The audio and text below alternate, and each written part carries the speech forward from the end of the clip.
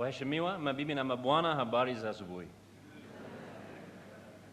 Your Excellency the First Lady, Cabinet Secretary, your team, Chairman of the Council of Governors, Abaskulet, Siddharth Chatterjee.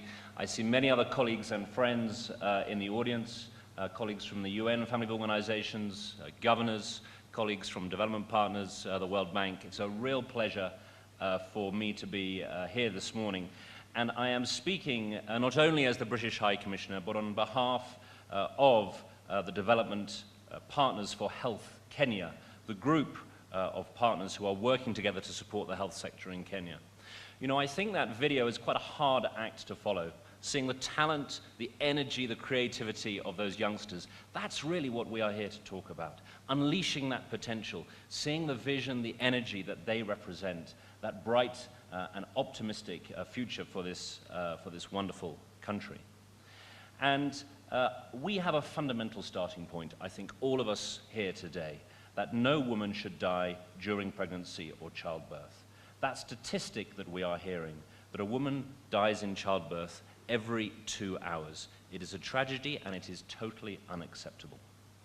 The group that I'm speaking for, the Development Partners for Health Kenya, we are comprised of multilateral and bilateral funding partners offering the national government and county governments the opportunity to liaise with all development partners simultaneously, resulting in reduced transactional costs, better coordination, and a more joined-up approach. And I think that is very important because much of what we are talking about today, if you see these banners, we are moving from promise to action, and that requires collaboration and coordination. Your Excellency, the First Lady, most of all, I would like to applaud your efforts and your leadership on this issue through the Beyond Zero campaign. At a personal level, I must both thank you and say a slight note of regret.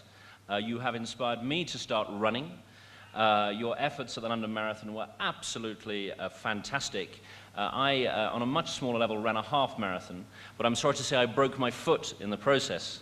So having lost lots of weight, I now can do no exercise for a couple of months. So I won't blame you personally, but it's a good example to all of us, and it has inspired everybody to get out there, to do exercise, to get healthy, and tackle these and related issues. I'd also like to appreciate the priority, Cabinet Secretary, that the government, that indeed His Excellency the President, has placed on providing free maternal health services and the leadership that the government of Kenya is showing on these issues. We launched together a study funded by the UK called A Price Too High to Bear, the Cost of Maternal Death to Families and Communities. And at that launch, you rightly emphasized that it is a constitutional right for women to have access to quality maternal health care. And on this day, the 4th anniversary of Kenya's landmark constitution, I think it is right to look at it in that context as a constitutional right for women. Kenya has identified the major national drivers of maternal and newborn death, as we're hearing, and as you have had set out, has a national plan to tackle it.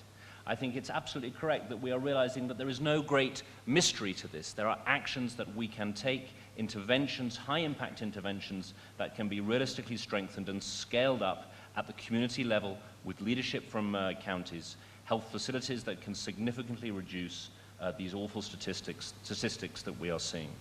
And collaboration is at the heart of that, and I'm pleased that we are focusing our efforts on the 15 counties making up that 98% of deaths. And so my core message today is that we, the development partners, stand ready to collaborate and support. As well as maternal health, I think it's right that we must also remember newborns. Infant mortality in Kenya has decreased, as you have seen, but the latest Kenyan Demographic and Health Survey shows that a neonate dies every 20 minutes in Kenya.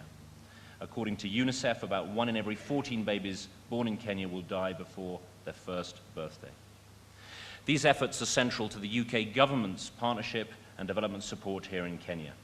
UK Aid, through DFID, is investing significant amounts of funding for preventing maternal and newborn deaths. And in March of this year, we were pleased to launch a new £75 million 5-year program. That's nearly 11 billion Kenyan shillings, to reduce maternal and neonatal deaths in Kenya by increasing access to quality health service. That program is training 9,000 healthcare workers across the country in important life-saving skills.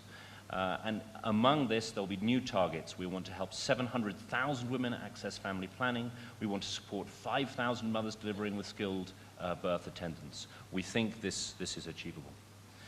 And finally, I would just like to mention another big priority for the UK government, which is our push to end female genital cutting and mutilation and early childhood marriage. I would like to appeal that this issue is included in discussions throughout this important two-day meeting and in the communique. Many of you will be aware that the UK recently hosted a Girls' Summit in London, bringing together 29 countries, including Kenya, to galvanize action to end FGM and early forced marriage within a generation. In Kenya, on average, 1 out of 4 girls are married before their 18th birthday, and the prevalence of FGM is about 27%, which, although down since 1998, is still far too high. The reason this matters, and the theme in what we're talking about, to go back to the makers of that video, is about potential. To deliver Vision 2030, to unleash inclusive growth, to deliver the vision that we all share for the progress of Kenya, women must be able to fulfill their potential, free from discrimination, from violence, free from the scourge of maternal death. The damage that is being done is something we must address. The UK is helping, and in March 2013, DFID announced a new programme of up to £35 million, that's about 5 billion Kenyan shillings over 5 years, towards ending FGM in Africa and beyond, and that is the single largest donor commitment ever into this issue. So in conclusion, I want to re-emphasize that core message of commitment to partnership, to collaboration, to support not only from the British government, but from all development partners mentioned here. Siddarth was absolutely right, Your Excellency, to point out that you are the only lady on this stage. And I think it is very important that we take this conversation not only to women, but to both genders, to really be clear about our shared commitment. So I make this statement really not as a High Commissioner, not as a development partner, but as the son of a mother, as the brother of a sister, as the father of a daughter. That is why we must act together. That is why we are saying we need to move from promise to action. Ladies and gentlemen, tuende kazi. Asante sana.